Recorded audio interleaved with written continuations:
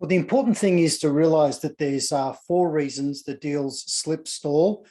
And once they've slipped or stalled, the probability of them actually dying goes up exponentially.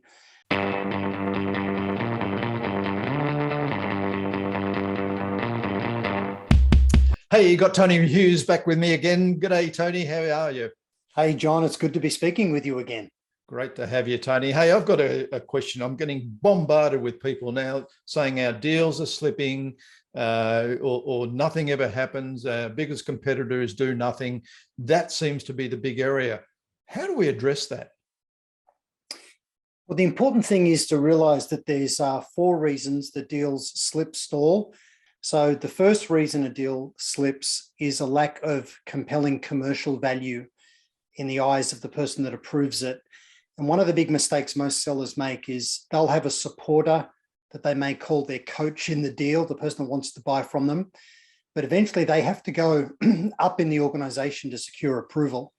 And that person can often say, look, I've got 27 things I'm being asked to approve. We can't do them all. Why this? I lost a $100 million deal for that reason. It was a compelling reason. They all wanted to do it, but they had another $100+ million deal, and they figured they couldn't consume them both at the same time. And unfortunately, they decided to go with the other one. Absolutely disastrous. Yeah, so you didn't lose to a direct competitor, but you were competing for resources within the organization, right? That's right.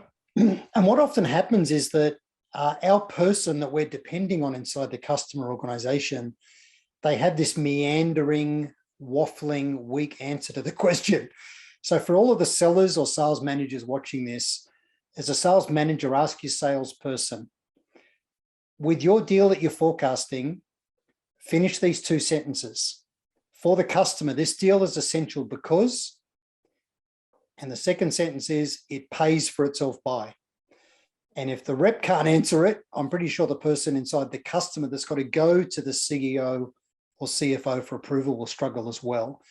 So when that CFO says, look, I've got 27 things, we can't do them all, they need to say, look, I understand that, but this is essential because, and it pays for itself by.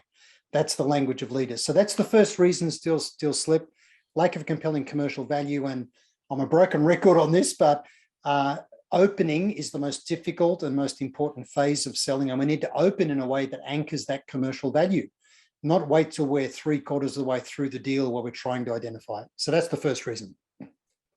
Okay, second? The second reason is a lack of consensus. So again, the CFO may say, hey, look, I can see this makes sense. I want to do it. But you know what? In Mary's part of the business, she's lost a few people and she's struggling to replace them. She's telling me that she doesn't have the bandwidth. So there's these people, they might be part of the implementation project. There's people that may not directly say yes, but they can say no. So we need the stakeholder group, the people that form consensus for the decision, to all be on board. And again, when you open the deal, you need to talk about who's impacted by this. It's really important that we socialize this with them and gain their support. So second reason is lack of consensus. And Tony, I see that as a critical one in this day and age. More and more decisions are being made by committee. There's more and more people involved in those decisions.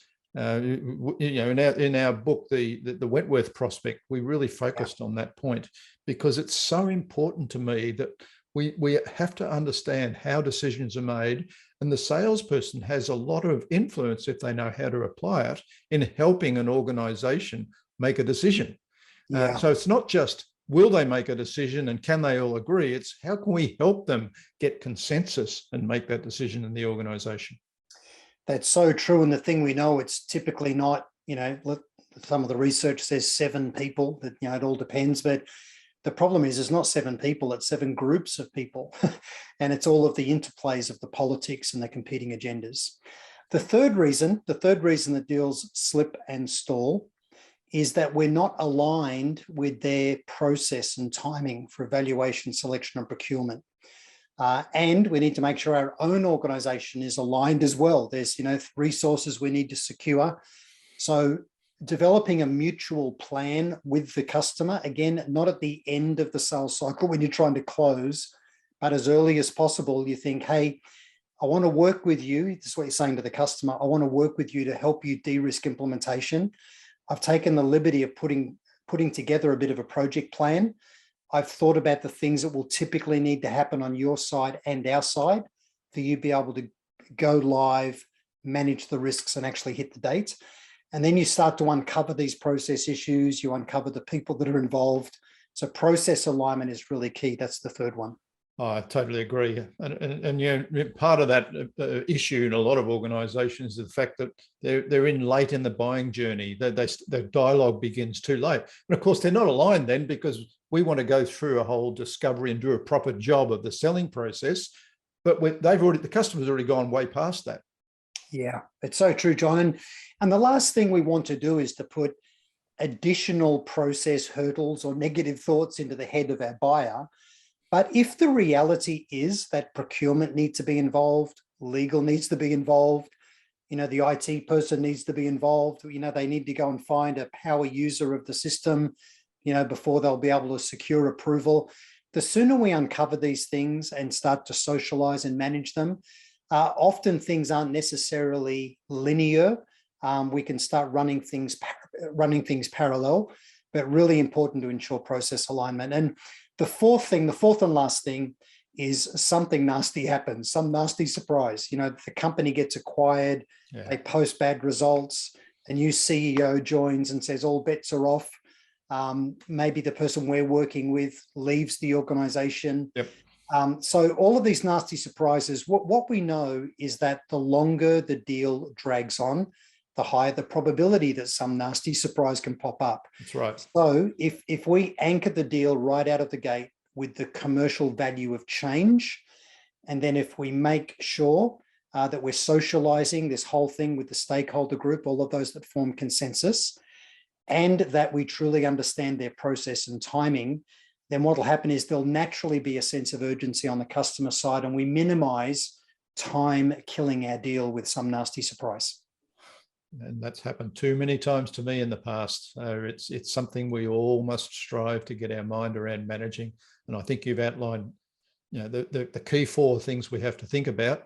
The fourth, I think even in the fourth, we can be prepared for it and, you know, think things can happen. So that how will we respond? What are the risks? What is our mitigation plan?